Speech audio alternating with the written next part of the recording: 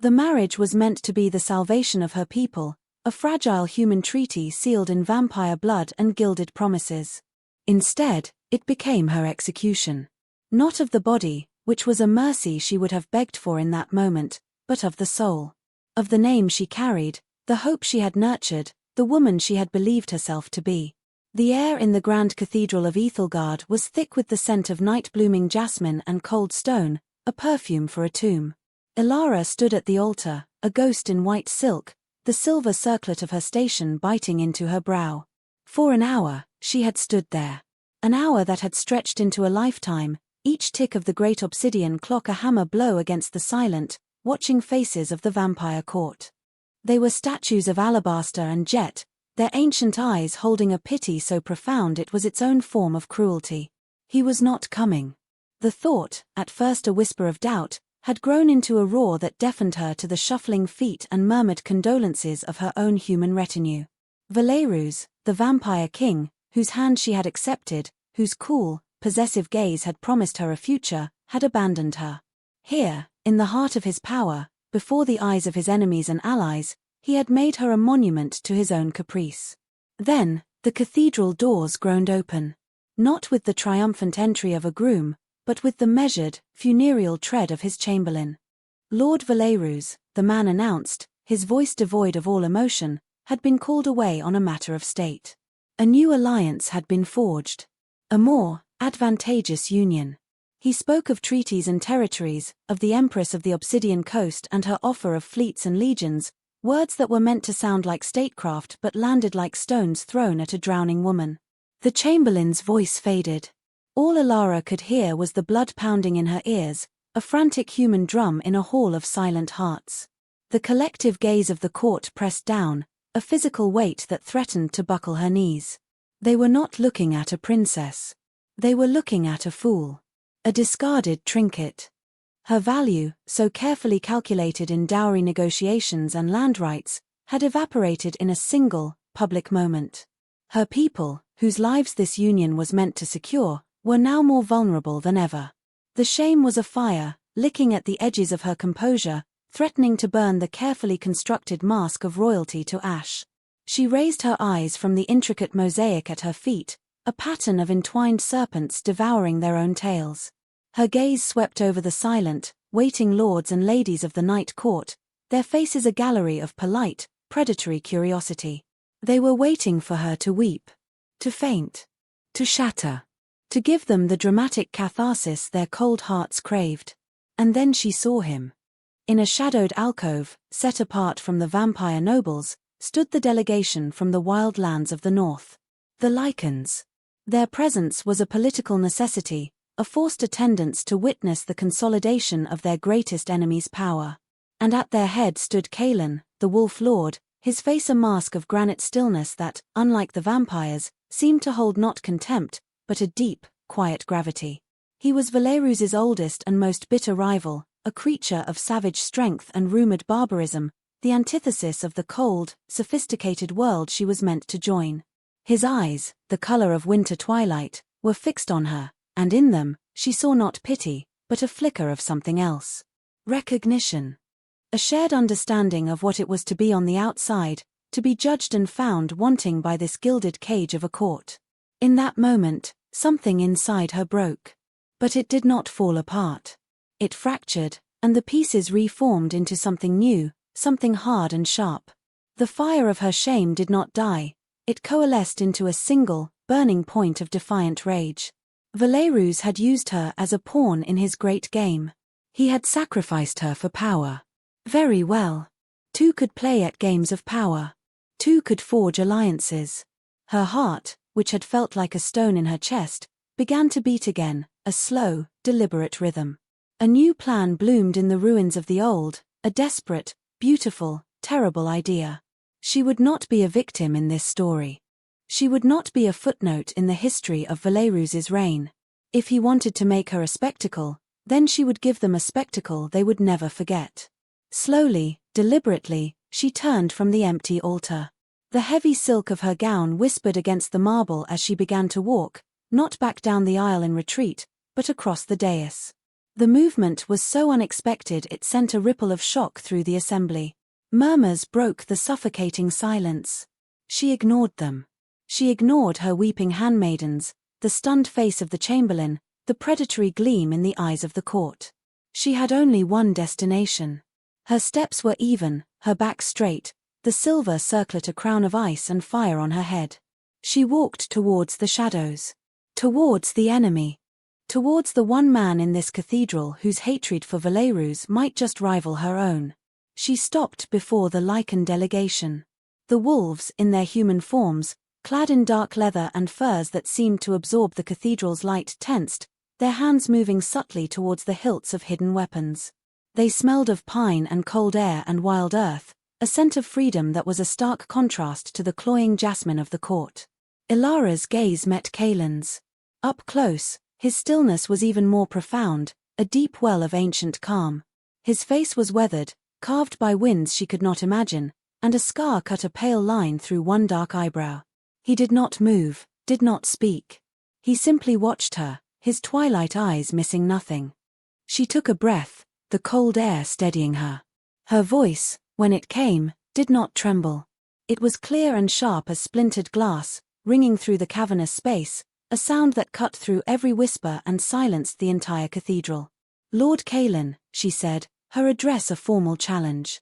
He inclined his head, a bare, fractional movement. "Princess Ilara." The court held its breath. This was an unprecedented breach of protocol, a direct address between sworn enemies in the heart of their rival's domain. "I find myself," Ilara continued, the ghost of a smile touching her lips, "a bitter, dangerous thing, in need of a husband." A collective gasp swept the room. It was a sound like the tide pulling away from the shore, leaving behind a stunned, terrible silence. Kaelin's expression did not change, but she saw something shift deep in his eyes, a flicker of cold, calculating intelligence. He understood. He understood the game she was playing, the sheer, audacious spite of the move. "My alliance with the Vampire King is dissolved," she said, letting the understatement hang in the air, heavy with insult. "But my kingdom still needs an ally. My people still need protection." She let her gaze sweep over the vampires, a silent accusation. "Protection that, it seems, is no longer offered here." She brought her eyes back to his. This was the moment. The precipice. The leap into an abyss from which there would be no return. "You are the enemy of my enemy," she said, her voice dropping, becoming more intimate, a shared secret in a room full of witnesses. "Your people are threatened by this new alliance as much as mine. Our interests, it would seem, are aligned." She held his gaze, pouring every ounce of her shattered pride, her burning rage, and her desperate hope into that single look. "Marry me, Lord Kaelin. Take me as your wife, and let us give King Valerus the wedding gift he so richly deserves, a war on two fronts." The silence that followed was absolute. It was a living thing, a pressure that could crack stone. The vampire lords looked as if they had been turned to marble, their immortal composure finally, irrevocably broken. Ilara's own attendants were pale with terror. She had not just insulted a king, she had declared war in his own temple. Kaelin studied her, his gaze intense, searching. He was reading her, she knew, looking past the silken gown and the silver circlet, past the public humiliation, to the core of the woman making this impossible offer. He was weighing the cost, the risk, the sheer political insanity of it. His people and hers had no history, no love between them. This would be an alliance born of nothing but spite and desperation. It was a gamble that could destroy them both.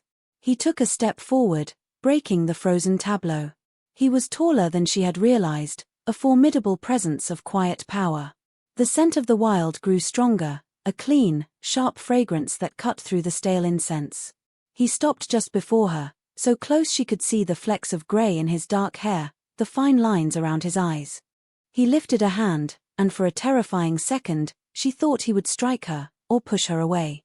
Instead, his calloused fingers brushed a stray tear from her cheek, a tear she hadn't even realized had fallen. The touch was unexpectedly gentle, a spark of warmth against her cold skin. "He is a fool," Kaelin said, his voice a low rumble, meant for her alone, yet it carried in the unnatural stillness. It was the first judgment he had passed, the first alignment he had declared. Then he raised his voice, his words echoing off the vaulted ceilings, a proclamation that would shatter the balance of power for a generation. I accept. Chaos erupted. The word was a spark in a powder keg. Shouts echoed through the cathedral. Vampire guards drew their swords, their polished armor glinting in the candlelight. The Lycans closed ranks around their lord, their bodies shifting into a predatory crouch, the air crackling with the imminent threat of transformation. Kaelan paid them no mind. His eyes remained on Elara. He held out his arm, a formal, steady offer. A promise. My lady, he said, his voice a calm anchor in the rising storm. It seems we have a journey to make. Elara looked from his offered arm to the face of the chamberlain, whose expression was a mask of pure fury and disbelief. She looked at the panicked faces of her human retinue, caught between a vengeful king and a new, uncertain future. And she looked at the empty altar, where her life was supposed to have begun, and where it had instead been broken. She placed her hand on Kaelan's arm. The leather of his bracer was warm and solid beneath her trembling fingers. It felt more real than any promise Valerus had ever made. Indeed, my lord, she replied, her voice firm, the last of her fear burned away by the cold fire of her resolve. Let us not keep our new life waiting. Together, they turned their backs on the altar, on the sputtering rage of the night court, and walked towards the great doors.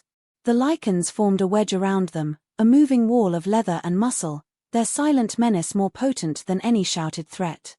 The vampires parted before them, their shock and fury held in check by the sheer audacity of what had just transpired. They were letting them go, for now. The repercussions would come later, swift and terrible, but for this one moment, Elara was not the jilted bride. She was the woman who had stolen a king's enemy from under his nose and lit the match that would set his world on fire. The heavy doors of the cathedral swung open, and the pale light of a dying afternoon flooded in. It was not the bright, hopeful dawn of a wedding day, but it was light all the same. As she stepped out of the tomb-like chill and into the open air, Elara did not look back. She had a new home to find, a new alliance to forge, and a new husband at her side, a stranger bound to her by a single, beautiful act of spite. The future was a terrifying unknown, a path leading into the heart of the wild north, but for the first time in a very long time, it was a path of her own choosing. The journey from Ethelgard was a flight. There was no other word for it. They moved with the swift, silent purpose of a pack on the hunt, or the hunted. Kaelan's Lycans melted into the city's shadows, their movements economical and sure, a stark contrast to the rigid formality of the vampire sentries they slipped past. Elara, her impractical silk gown now seeming like a cruel joke, was half-carried, half-hustled through winding alleyways and forgotten postern gates, her human attendants trailing behind like bewildered ghosts. The cold air of the city night was a shock after the cathedral's stagnant warmth. It smelled of damp stone, coal smoke, and the metallic tang of vampire ambition. Elara's mind struggled to keep pace with her body. The cathedral felt a lifetime away, a fever dream of jasmine and humiliation. Now, there was only the rough texture of Kaelan's leather-clad arm beneath her hand, the rhythmic tread of his boots on the cobblestones, and the feeling of being pulled inexorably forward into a future she had just recklessly invented. They did not speak. There was no time, no space for words. The air was too fraught with the unspoken, the political earthquake they had triggered, the personal abyss they had both just leapt into. What could they possibly say? Thank you for agreeing to ruin your life to spite my former fiancé. I hope you don't regret binding your people to a desperate, powerless human princess. Silence was safer. Silence was a shield. At the city's edge, where the manicured vampire estates gave way to tangled, untamed woods, horses were waiting. Not the placid, elegant mares of the royal stables, but shaggy, powerful beasts with wild eyes and breath that plumed like smoke in the chill. Kaelan lifted her onto a saddle as if she weighed nothing, his hands firm and impersonal at her waist. The brief contact sent another jolt through her, a startling reminder of the physical reality of her choice. This man, this stranger, was now her husband, her ally, her protector. The ride north was grueling. They rode for days, stopping only for brief, furtive rests in hidden clearings. The opulent, sterile beauty of the vampire lands slowly gave way to something older, wilder. The trees grew taller, their branches clawing at the sky. The air grew colder, sharper, filled with the scent of pine needles and damp earth. Elara, accustomed to perfumed chambers and velvet cushions, found her body aching in ways she'd never known. Her wedding gown was torn and stained, a sad relic of a life that no longer existed. One of Kaelin's guards, a stern-faced woman named Anya with eyes as grey as her wolf's pelt, had given her a spare set of leather breeches and a fur-lined cloak. The practical, unadorned garments felt more honest, more real, than the silk had ever been. During their brief stops, Elara watched Kaelin. He was a creature of profound stillness, yet he seemed to see everything. He moved with a quiet confidence that was not arrogance but a deep, instinctual connection to his surroundings. He spoke little, his commands to his pack given in low tones or with simple hand gestures. They understood him perfectly. She saw the way they looked at him, with a fierce, unwavering loyalty that Valerus, for all his power and grandeur, had never commanded. Valerus ruled through fear and intricate webs of obligation.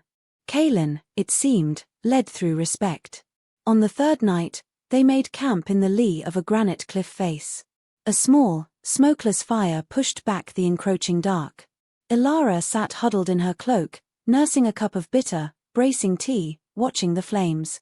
The exhaustion was a heavy cloak, but sleep felt impossible. Her mind was a maelstrom of fear and uncertainty. Kaelin came to sit beside her. He didn't sit too close, maintaining a respectful distance, yet his presence was a solid, reassuring weight in the vast, dark wilderness. For a long time, they sat in silence, listening to the crackle of the fire and the sigh of the wind in the pines. "You have been quiet," he said finally, his voice a low rumble that seemed to blend with the sounds of the night. Elara stared into the fire. "I have had little to say." "Regret?" The question was soft, without judgment. She considered it. Did she regret it? The humiliation? The fear? The utter demolition of her life's purpose? "I regret being made a fool of," she said, her voice tight. "I regret that my people's safety was a lie. I do not. I do not regret my choice at the altar." She looked at him then, meeting his steady gaze across the flickering firelight. "Do you?" He held her gaze for a long moment, his twilight eyes seeming to absorb the fire's glow. "The repercussions will be severe," he said, not answering her question directly. "Valerus will not see this as a simple insult. He will see it as a strategic threat. His new alliance with the Obsidian Empress gives him access to the sea. He will believe we mean to encircle him." "Do we?" she asked, the strategist in her, the princess trained in statecraft, awakening from its shock-induced slumber. A faint, almost imperceptible smile touched his lips. It transformed his harsh face, hinting at a warmth hidden deep beneath the granite surface. "We do now," he shifted, turning to face her more fully. "My people have been pushed back by his encroachments for a generation. We have lost hunting grounds, sacred sites. We fight a defensive war, a war of attrition. Your proposal, it was an act of emotion, princess. But it was also the most strategically sound move you could have made. It turns our defense into a potential offense. It gives us a new front, a new ally, a new kind of legitimacy." Elara felt a flicker of something she hadn't felt since before the wedding: purpose. "My people know the southern passes. They have maps Valerus has never seen. Our farmers and woodsmen know the land in a way his soldiers do not." "I know," Kaelin said quietly. "That is one of the reasons I accepted." His frankness was both startling and refreshing. There were no pretty lies between them, no courtly deceptions. Theirs was a union of mutual interest, and he was not afraid to name it. "And the other reasons?" she found herself asking, her voice barely a whisper. He looked away from her, his gaze on the dancing flames. "I saw the look on your face when the Chamberlain spoke," he said, his voice low. "I have seen that look on the faces of my own people when Valerus's decrees steal their land or their children are conscripted for his endless border wars. He builds his throne on the backs of others. And I saw that you were not broken. You were forged." He looked back at her, and the intensity in his eyes made her breath catch. "Spite can be a powerful weapon, Princess Elara. But courage is a sharper one. You showed both. I decided I would rather have such a weapon at my side than aimed at my back. For the first time since she had put on her wedding gown, Elara felt a genuine, unforced warmth spread through her chest. He had not seen a jilted bride, a hysterical woman, or a political pawn. He had seen a queen. He had seen her strength, even when she herself had felt it was gone. "My name is just Elara," she said softly. He gave a small, formal nod. "Kaelin." It was not a declaration of love, not a promise of a happy future. It was something smaller, and perhaps more vital. It was an introduction. An acknowledgement. The first, fragile thread of a real alliance, spun not just from politics and spite, but from a flicker of mutual respect in the deep, cold dark of the northern woods. As she finally drifted into an exhausted sleep by the dying fire, lulled by the quiet presence of the Wolf Lord and his pack, Elara felt a strange and unfamiliar sensation. It was not happiness, not yet. But it was something very much like hope. Their arrival at Skolheim, the Lycan stronghold, was nothing like the grand, ceremonial entries she was used to. There were no trumpets, no cheering crowds. They slipped through a series of fortified gates built into the mountainside itself, the fortress a living part of the granite peaks that sheltered it. It was a place of stone and timber, of function over form, built for endurance and defense, not for show. Smoke plumed from dozens of chimneys, carrying the scent of wood smoke and roasting meat. The air was alive with sounds, the clang of a blacksmith's hammer, the shouts of children playing, the low murmur of a community at work. It was utterly alien. And it was alive in a way Ethelgard, with its cold, silent perfection, had never been. But if the stronghold was alive, it was also wary. As Elara rode behind Kaelin into the central courtyard, a hush fell. Faces turned towards them from windows and walkways. The initial joy at their lord's return was instantly tempered by the sight of her. A human. A princess from the soft southern lands, wearing the cloak of their pack but looking utterly out of place. Their eyes were not hostile, not yet, but they were filled with a deep, profound suspicion. She was the unknown, the outsider, a symbol of the very political games that had cost them so much. Kaelin dismounted and turned to help her down. His hands were gentle, but his face was grim. He understood what she was facing. "They are not accustomed to outsiders," he said in a low voice. "Trust is earned here, not given." "I am aware," Elara replied, forcing herself to meet the curious, distrustful gazes. She would not hide. She would not cower. She was their queen now, whether they wished it or not. A queen should not expect to be loved for her title, but for her actions. A flicker of approval crossed his face. He led her towards the great hall, a massive longhouse with a soaring, timber-framed roof.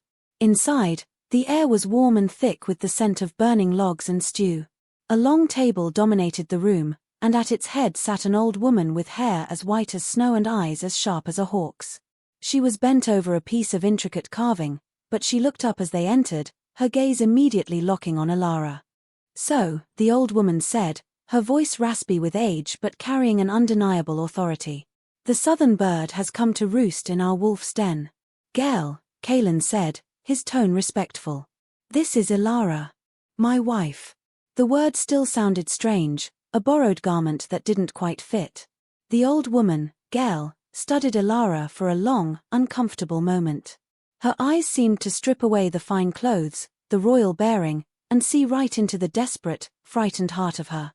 "She smells of vampire perfume and fear," Gel observed bluntly. An ill-omened combination. Elara felt a flush of anger. She lifted her chin. "I also smell of dust from a 3-day ride and the smoke of your fires, Elder. I can do little about the perfume of a court I have fled, and any sane person would feel fear when their life has been upended. But I am here. And I am his wife. That is a reality you will have to accept." The old woman's stern expression cracked. A dry, rustling laugh escaped her. "She has teeth, this one. Good. A wolf needs a mate with teeth." She gestured to the bench beside her. "Sit. Eat. We will see what kind of queen you make." It was not a welcome, but it was not a dismissal either. It was a challenge. Elara accepted it, taking her seat and eating the simple, hearty stew she was offered, all under the watchful eyes of the pack's elders. Later, Kaelin led her to the chambers that were to be hers. They were in the Lord's tower, adjacent to his own, but distinctly separate. A thick stone wall and a heavy wooden door stood between them. The room was sparsely furnished but comfortable, with a large hearth, a bed piled with furs, and a window that looked out over the snow-dusted peaks. It was a safe, quiet space. A cage, of a sort. "You will be safe here," Kaelin said, standing in the doorway, not crossing the threshold. He seemed awkward, uncertain, a stark contrast to the decisive leader she had seen on the journey. Here, in the quiet of a domestic space, the chasm between their two worlds seemed vast and impassable. "The terms of our alliance," Elara began, turning to face him, deciding it was better to build this new reality on a foundation of truth. "We should be clear." He nodded, his expression serious. "This is a political marriage. I will honor you as my wife in public. I will give you my name and my protection. Your people will have our support. In return, I expect your counsel, your knowledge of Valeruz's court, and your loyalty to this pack." He paused, his gaze unwavering. "I will ask for nothing more from you. You will have your own life, your own chambers. I will not," he searched for the words. "I will not impose myself upon you." A wave of relief so profound it almost made her dizzy washed over Elara. The fear, lurking in the back of her mind, that she had exchanged one form of servitude for another, finally receded. He was offering her autonomy. Respect. A freedom she had never truly had, not even as a princess. "And you?" she asked, her voice softer than she intended. "What do you gain from this, Kaelin? Besides a second front in your war?" He looked away, his gaze fixed on the mountains visible through her window. "I gain a chance," he said quietly. "A chance for my people to do more than just survive. For too long, we have been defined by what we are not vampires, not fully human. We have been a people of the margins. This alliance, it puts us at the center of the board. It is a risk. But the greatest risk is to do nothing." He looked back at her, and she saw the immense weight of his leadership in his eyes, the burden of 1,000 souls resting on his shoulders. "That is what I gain." He was a king, she realized, in a way Valeruz, with all his crowns and ceremony, could never be. His power came not from a throne, but from his people. His crown was his responsibility to them. "Thank you," she said, the words simple but heartfelt. "For your honesty." He gave a slight, almost imperceptible nod. "Rest, Elara. Tomorrow, the work begins." He turned and left, closing the door softly behind him. Elara stood alone in her new room, in her new home, the silence broken only by the crackling of the fire. The distance between her room and his felt both like a comfort and a vast, empty expanse. They were allies, partners in a great and dangerous game. They were husband and wife. And they were complete and utter strangers. She wrapped her arms around herself, the fur-lined cloak a poor substitute for a warmth she was only just beginning to realize she craved. The work, he had said, was beginning. And she understood, with a sudden, aching clarity, that he was not just talking about the war. The days that followed settled into a quiet, watchful rhythm. Elara became a student of Skolheim, her life a tapestry woven from small observations and tentative interactions. She learned the names of the pack elders, the routines of the guards, the best paths to the library, a dusty, treasured chamber filled with aging maps and human histories collected over centuries. She learned that Lycan society was not the savage, chaotic thing Valeruz's propaganda had painted it to be. It was deeply communal, built on intricate bonds of loyalty and a fierce, protective love for their own. But she was not one of their own. She felt their eyes on her as she walked through the fortress, a constant, silent assessment.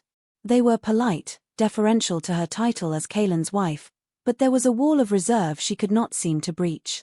To them, she was a southerner, a creature of politics and soft living, a symbol of the outside world that had only ever brought them trouble. She was the queen of a kingdom of spite, and they were waiting to see if that was all she was. Kaelin was a constant, distant presence. He treated her with impeccable courtesy. They took their meals together at the head of the great hall, a united front for his people. They met daily in the War Council, where her insights into Valerus's mind and the weaknesses of the vampire aristocracy proved invaluable. She pointed out supply lines that ran through human lands loyal to her family, identified vampire generals known for their arrogance and predictability, and suggested diplomatic overtures to other human territories wary of Valerus's growing power. In these meetings, they were a formidable team. She saw a new respect dawning in the eyes of his War Council, and in Kaelin's own gaze. He listened to her, truly listened, valuing her mind in a way no one, not even her own father, ever had. But once the maps were rolled up and the strategies debated, a chasm would open between them once more. They would walk back to their towers in a charged silence, parting at her door with a formal nod. The stone wall between their chambers was a perfect metaphor for the state of their marriage, adjacent, allied, but utterly separate. One evening, seeking refuge from the boisterous energy of the Great Hall, Elara found her way to the fortress's highest battlements. The wind was sharp and cold, carrying the scent of snow from the higher peaks. The sky was a vast, crystalline canopy of stars, more brilliant than she had ever seen in the smog-shrouded skies of the south. The world felt immense, and she felt profoundly small and alone within it. "You will catch a chill." Kaelin's voice came from the shadows behind her. She hadn't heard him approach. He moved with a wolf's silence. He came to stand beside her at the parapet, not crowding her, but sharing the space. He held out a heavy fur blanket. She took it, wrapping it around her shoulders, grateful for the warmth. "I needed some air," she said, her voice thin in the vast emptiness. "It is loud in the hall." "It is the sound of a family," he said, his gaze on the valley below, where the lights of a few small homesteads twinkled. "We are not a quiet people." "No," she agreed, a small smile touching her lips. "You are not." They stood in a comfortable silence for a time, the kind that was slowly, tentatively, beginning to grow between them.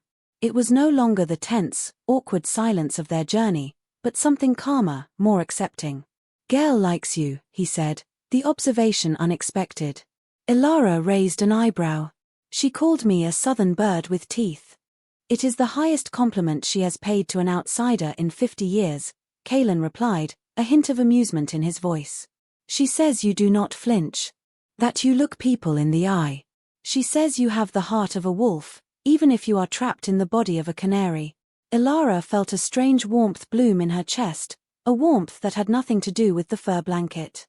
To be seen, to be judged not on her title or her beauty or her political value, but on her character, it was a novel, and not unpleasant, sensation. "And what do you think, my lord?" she asked, her voice soft, testing the fragile peace between them. "Do you think I have the heart of a wolf?" He turned his head, his profile stark and handsome in the starlight. His twilight eyes met hers, and for the first time, she saw something in them beyond the leader, the strategist, the king. She saw the man. There was a loneliness there, a deep, abiding solitude that mirrored her own. "I think," he said, his voice a low, intimate rumble, that Valerus did not know what he was throwing away. The words were simple, but they landed with the force of a physical blow. It was not a compliment on her beauty or her grace. It was an acknowledgement of her worth. Of the person she was, separate from any king or kingdom. Her breath hitched. The space between them, which had always seemed so vast, suddenly felt charged, electric, and dangerously small.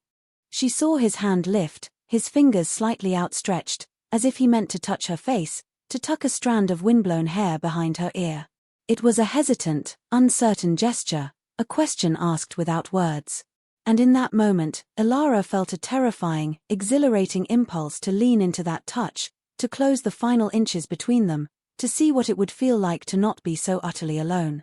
But the moment was broken by the sound of a guard's boots on the stone steps. Kaelin's hand dropped. The mask of the impassive leader fell back into place.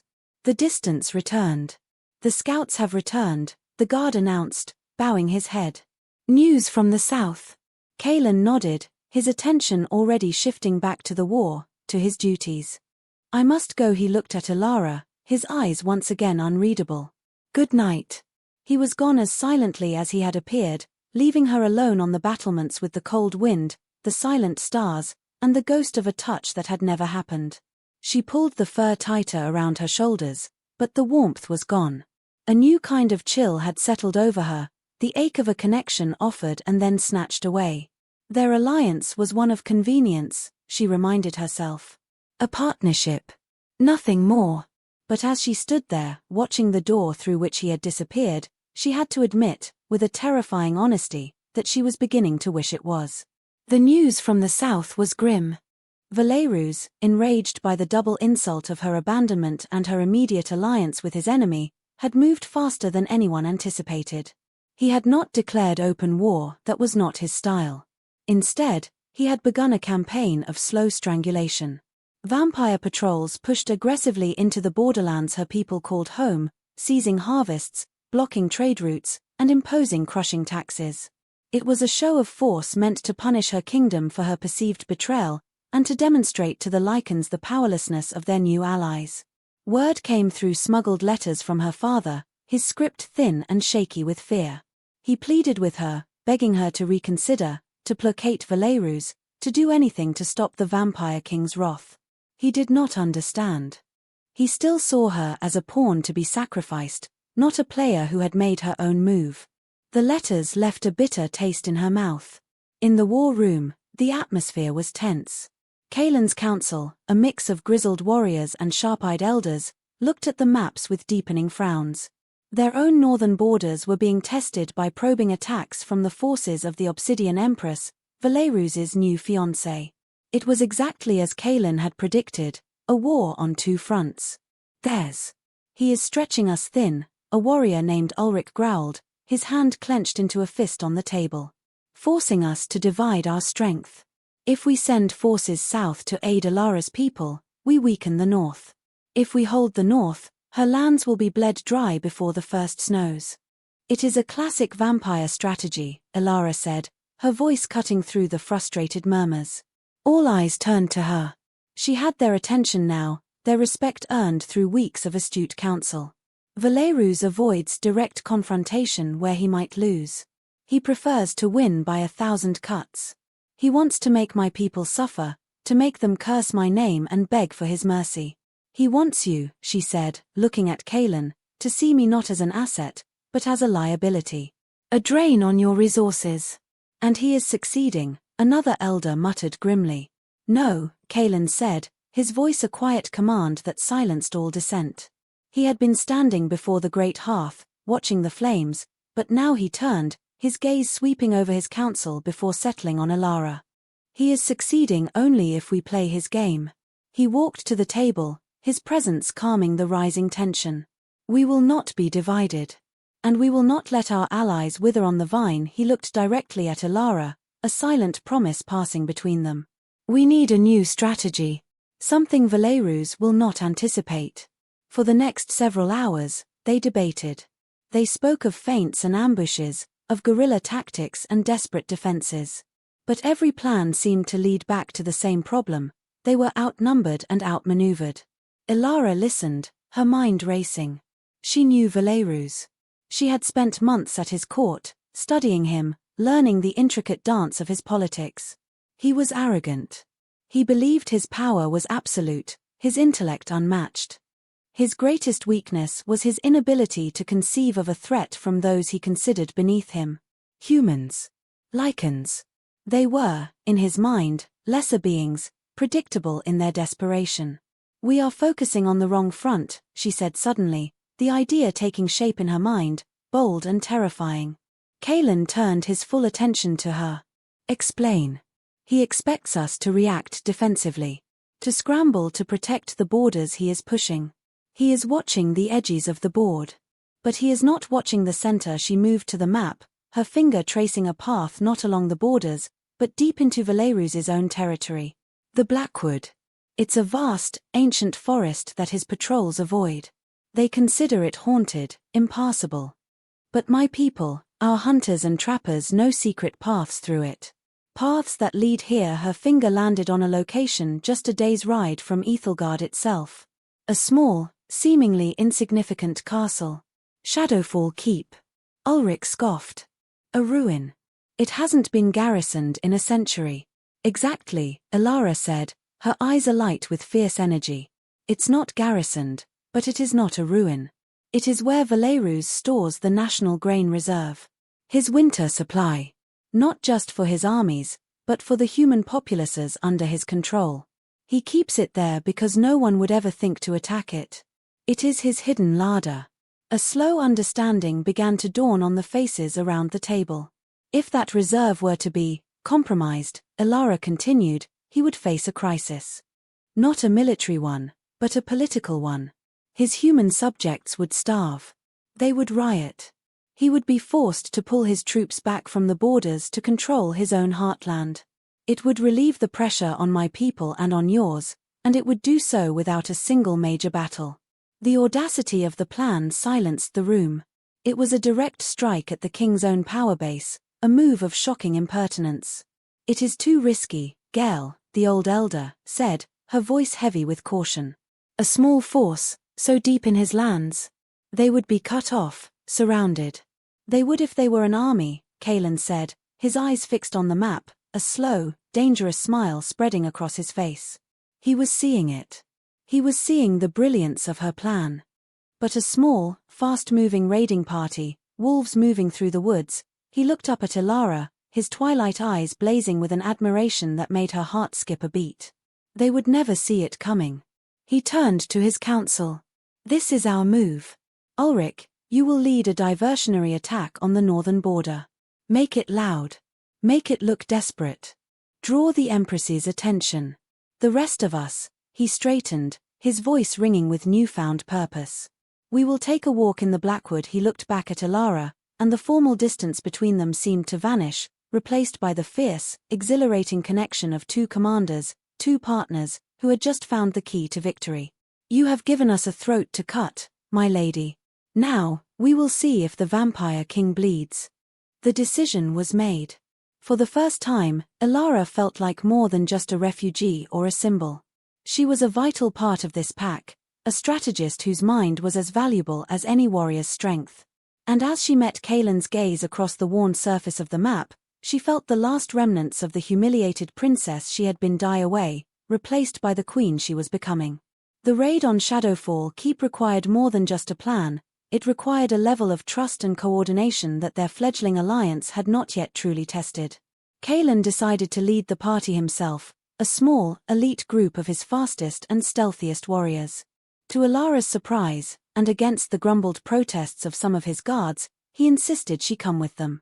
You know the terrain, he'd stated, his tone leaving no room for argument when she had questioned the wisdom of bringing a queen, on such a dangerous mission. You know the people. If we encounter any of your countrymen, your presence will ensure their cooperation, not their fear. You are not a liability, Elara. You are our key. His faith in her was a heady, terrifying thing. She had never held a weapon, never ridden into danger. But the thought of being left behind, of waiting powerlessly in Skolheim while he risked his life on a plan she had devised, was unbearable. And so, she found herself clad in dark leathers, a short sword she barely knew how to use strapped to her hip, riding beside him into the deepening shadows of the Blackwood. The forest was a different world. Ancient, silent, and deeply intimidating. The trees formed a dense canopy that blotted out the sun, plunging the world into a perpetual twilight. The lichens moved through it with an eerie grace, their senses alive to every snapped twig, every rustle of leaves. For them, it was a sanctuary. For Elara, it was a place of ghosts and shadows. Kaelan seemed to feel her unease. He stayed close, his presence a silent reassurance. During their first night's camp, as she sat staring into the darkness beyond their small, hidden fire, he came to sit with her. You are not afraid of the dark, are you, Queen of the North? He asked, his voice a low tease. I am not afraid of the dark, she retorted, though her heart was pounding. I am unaccustomed to it being so, alive. He nodded in understanding. The forest speaks, to those who listen. It tells us where the deer are, where the streams run, where our enemies walk. He held out his hand, palm up. Give me your hand. Hesitantly, she placed her hand in his. His palm was warm and calloused, engulfing her smaller, softer one.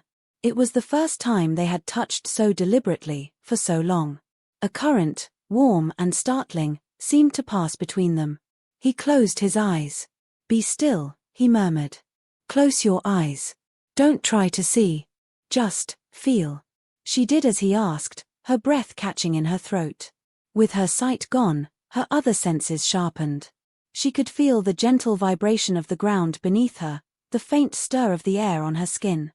She could hear the whisper of the wind, the distant hoot of an owl, the impossibly soft tread of one of their sentries moving through the undergrowth. And through Kalen's hand, she felt something else, a steady, rhythmic pulse. Not his heartbeat, but something deeper, slower.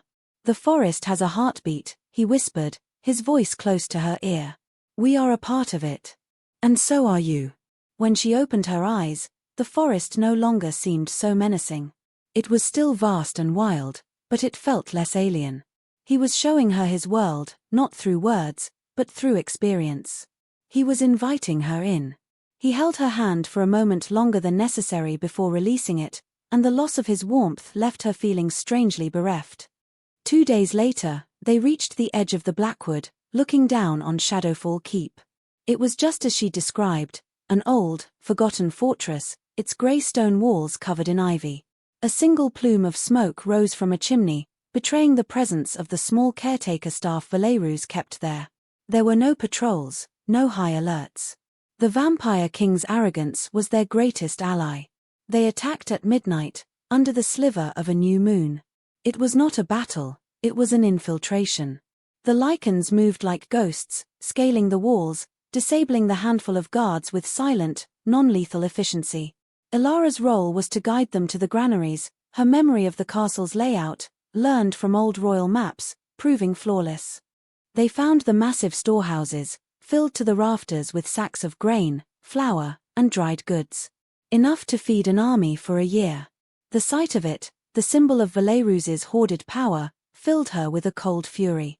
Kalen's warriors worked quickly, not to destroy the food, but to spoil it. They ripped open sacks, pouring salted water and fast-acting mold spores they had prepared into the grain. It was a subtle, insidious form of destruction. The food would look fine for a few days, but by the time the spoilage was discovered, it would be too late. The damage would be irreversible. As the last sack was tainted, a sound made them all freeze. A child's cry. It came from the small keep at the center of the castle. Kalen shot Ilara a questioning look. "The caretakers," she whispered. "A family, perhaps. I didn't know."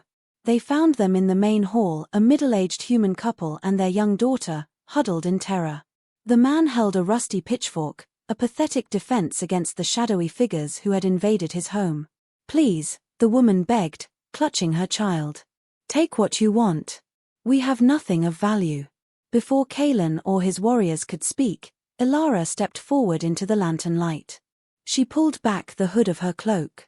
The man and woman gasped, their eyes widening in recognition. "Princess Ilara," the man whispered in disbelief. "I am no longer a princess," she said, her voice gentle but firm. "I am queen in the north. And these are my allies." She looked at the terrified family, her heart aching for the fear they had caused. "This was the human cost of their war. We mean you no harm. But the food in those storehouses belongs to a tyrant who is starving your countrymen on the borders. We have rendered it useless to him." "But, the king," the woman stammered. "He will blame us. He will execute us." Ilara had anticipated this. She turned to Kalen. "We cannot leave them here." Kalen nodded, his expression grim. He understood immediately. Leaving them was a death sentence. He spoke a few quiet words in the Lycan tongue to one of his warriors, who disappeared into the shadows. Ilara knelt before the family. "You cannot stay here. You must flee. Go to my people in the southern foothills. Tell them Queen Ilara sent you. They will give you shelter." She reached into a pouch at her belt and pulled out a small, heavy purse of gold. "This will help you on your way." The woman wept with relief. The warrior returned, carrying a bundle of food and water. As they prepared to leave the family, to send them out into the night, Kalen came to stand beside Ilara. He put a hand on her shoulder. The touch was firm, grounding. It was not the hesitant, questioning gesture from the battlements. It was a touch of solidarity. Of partnership. You did well, he murmured, his voice for her alone. You showed them mercy. A true queen protects her people. All of her people. His praise, so simple and sincere, struck her more deeply than any courtly flattery ever had. In that moment, surrounded by the shadows of their shared victory, she felt the last wall around her heart begin to crumble. This man, who had married her out of political calculation, who had every reason to be as cold and ruthless as the king they fought, was a man of honor. A man who understood that true strength was tempered with compassion. They slipped away from Shadowfall Keep as silently as they had come, leaving behind a spoiled harvest and a family set on the road to freedom. As they rode back towards the safety of the Blackwood, Elara glanced at Kaelin, his strong profile silhouetted against the pre-dawn sky. Their alliance had been forged in a moment of public defiance. Their partnership had been built in the quiet confines of the war room. But here, in the wild, dangerous heart of their enemy's territory, something else was being forged. Something fragile and tentative, yet more powerful than any treaty. It felt, terrifyingly, like the beginning of love. The aftermath of the Shadowfall raid was precisely the strategic chaos Elara had predicted. News of the spoiled grain reserves sent a shockwave through Valerus's kingdom. Panic set in. Food prices skyrocketed. Small, scattered riots broke out in the human territories as the populace realized their winter sustenance was gone. The vampire king, for all his power, could not conjure food from thin air. Just as she'd hoped, he was forced to pull his legions back from the borders to quell the unrest in his own heartland. The pressure on Elara's homeland eased almost overnight. In the north, the diversionary attack by Ulrich's forces had been a success, drawing the bulk of the Obsidian Empress's army into a fruitless chase through the mountains, leaving the Lycan strongholds secure. Their gamble had paid off. Back in Skolheim, the atmosphere was transformed. The suspicious glances that had followed Elara were replaced with nods of respect, even smiles. She was no longer the foreign princess, she was the architect of their greatest victory, the queen who had ridden with their lord into the heart of enemy territory. The pack, which had been wary of her, now began to embrace her. Children would bring her interesting stones they had found. Warriors would seek her opinion on matters beyond the war council.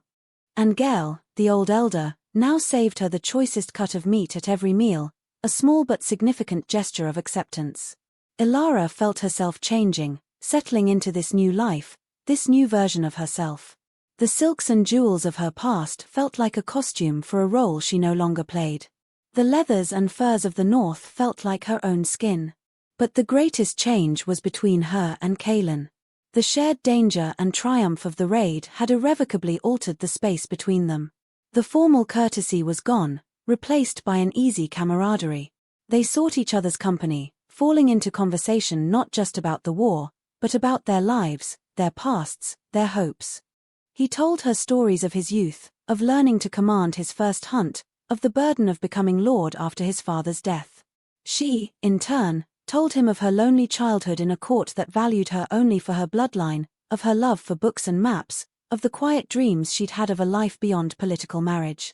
They were discovering each other, piece by piece, and with each discovery, the attraction that had simmered beneath the surface grew stronger, more undeniable.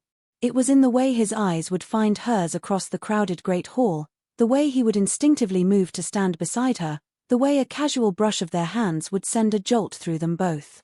The stone wall between their chambers began to feel less like a protection and more like a prison. The nights were the hardest. Elara would lie awake, listening to the sound of the wind howling outside her window, achingly aware of him just on the other side of the wall. She wondered if he was awake, too. She wondered if he felt the same pull, the same magnetic, terrifying force that was drawing them together. Their marriage was one of politics. He had promised her space, autonomy. He had never once broken that promise. And now, she found herself wishing he would. One evening, he sought her out in the library. She was curled in a worn armchair by the fire, reading an old book of Lycan legends. He didn't speak at first, just stood by the hearth, watching the flames, the firelight casting flickering shadows across his strong features. "Elara," he said finally, his voice soft, hesitant. She looked up, her heart giving a familiar lurch at the sight of him. Kaelin. He turned to her, and the look in his eyes was raw, vulnerable, stripped of all his usual command. What is between us, it is no longer just an alliance. Her breath caught. No, she whispered. It is not. He took a step towards her, then another, until he was standing before her chair. He knelt down, bringing his eyes level with hers. The gesture was one of deference, of supplication, a king kneeling before his queen, and it undid her completely. When I accepted your proposal in that cathedral, he said, his voice a low, rough murmur, I did it for my people. It was a strategic decision. A means to an end. He reached out, his hand hovering for a moment before his fingers gently cupped her jaw. His touch was electric, a brand of warmth and tenderness on her skin. I did not expect you. I did not expect your courage, or your intelligence, or your compassion. I did not expect to come to, he faltered, searching for the word. To care for you so deeply. Tears pricked at Ilara's eyes. And I, she said, her voice thick with emotion, married you out of rage and spite. I used you as a weapon against a man who hurt me. She raised a hand to cover his, pressing his palm against her cheek. I did not expect to find a home here. I did not expect to find a man of honor, a true king. I did not expect to. She couldn't say the word. It was too new, too fragile, too immense. He understood. He leaned in, his forehead resting against hers. They stayed like that for a long moment, breathing the same air, their hearts beating in the same frantic rhythm. The world outside, the war, the politics, the kingdoms, fell away. There was only the firelight, the scent of old books and wood smoke, and the overwhelming, terrifying, beautiful truth of what they had become to each other. Ilara, he breathed her name like a prayer. I will not break the promise I made you. Your rooms, your life, they are your own.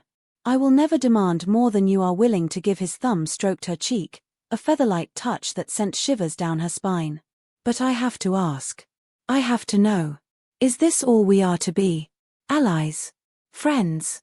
The question hung in the air between them, shimmering with hope and fear. This was the precipice, the final, most important choice she had to make.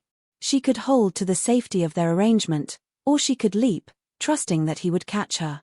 She looked into his twilight eyes, and she saw her future.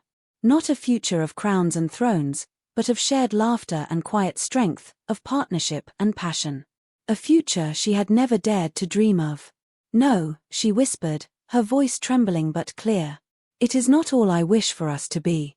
A shudder went through him, a wave of relief so profound it was almost a sound. A slow, wondrous smile spread across his face, the first genuine, unguarded smile she had ever seen from him. It transformed him, chasing away the last of the shadows, revealing the joyful, loving man beneath the stoic king. He leaned in and kissed her. It was not a kiss of passion, not yet. It was a kiss of discovery, of reverence. It was gentle, questioning, a seal on the unspoken promises that had grown between them. It tasted of wood smoke and winter air and a profound, bone-deep rightness. In his kiss, she felt not the possessiveness of a king claiming his queen, but the deep, soul-shaking relief of a lonely man finally coming home. And as she kissed him back, pouring all of her own loneliness, her own hope, her own burgeoning love into that single, perfect touch, Ilara knew that she was home, too. The marriage born of spite had, against all odds, become a marriage of the heart. Their newfound intimacy changed everything and nothing. In public, they were still the Lord and Lady of Skolheim, a united front, their alliance a beacon of strength. But in the quiet moments, in the stolen glances across the war table, in the lingering touches as they passed in a corridor, there was a new, vibrant current of energy. The stone wall between their chambers was no longer a barrier, it was a door waiting to be opened. And one night, she opened it. She had been in her chambers, unable to read, unable to rest, her entire being humming with an awareness of him, so close, just on the other side. The need to be with him was a physical ache. After a long, internal battle with the last vestiges of her fear, she rose, crossed the room, and turned the heavy iron handle. He was standing at his window, looking out at the moonlit mountains, as if he had been waiting. He turned as she entered, and the look on his face, a mixture of surprise, hope, and a deep, raw hunger, made her heart stop. Ilara, he breathed. She walked towards him, her bare feet silent on the cold stone floor. She stopped before him, and without a word, reached up and placed her hands on his chest. She could feel the steady, powerful beat of his heart beneath her palms. "I am tired of sleeping alone," she said, her voice a soft murmur in the quiet room. A look of such profound tenderness crossed his face that it stole her breath. He gathered her into his arms, holding her as if she were the most precious thing in his world. "I have been waiting for you since the moment I first saw you," he confessed, his voice thick with emotion as he buried his face in her hair.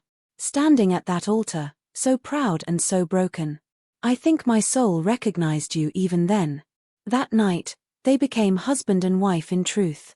It was a joining not of kingdoms, but of souls. A slow, tender, passionate discovery of each other, a mapping of skin and spirit. With him, Elara felt cherished, desired, and, for the first time in her life, completely and utterly safe. He was both a fierce, powerful protector and a gentle, attentive lover, and in his arms, she finally understood what it meant to belong. Their love became the quiet, beating heart of Skolheim. It radiated outwards, strengthening the morale of the pack, solidifying their alliance into something unbreakable. They were no longer just a strategic partnership, they were a family. But the world outside their mountain fortress had not forgotten them. Valerus, having finally stabilized his kingdom after the grain crisis, was plotting his revenge. His pride had been wounded, his authority challenged. He could not let the insult stand. A delegation arrived from a neutral human territory, calling for a peace summit. They proposed a meeting on neutral ground, a chance to negotiate a truce before the conflict escalated into a full-scale, continent-spanning war. It was a transparent trap. Elara knew Valerus's methods. He would use the summit to try and drive a wedge between her and Kaelin, to assassinate them, or to capture her and undo the alliance that had caused him so much trouble. "We will not go," Kaelin said immediately, his protective instincts flaring. "It is too dangerous." "And if we do not go," Elara countered, her voice calm and steady, "we will appear weak. We will seem like the aggressors, afraid to even speak of peace.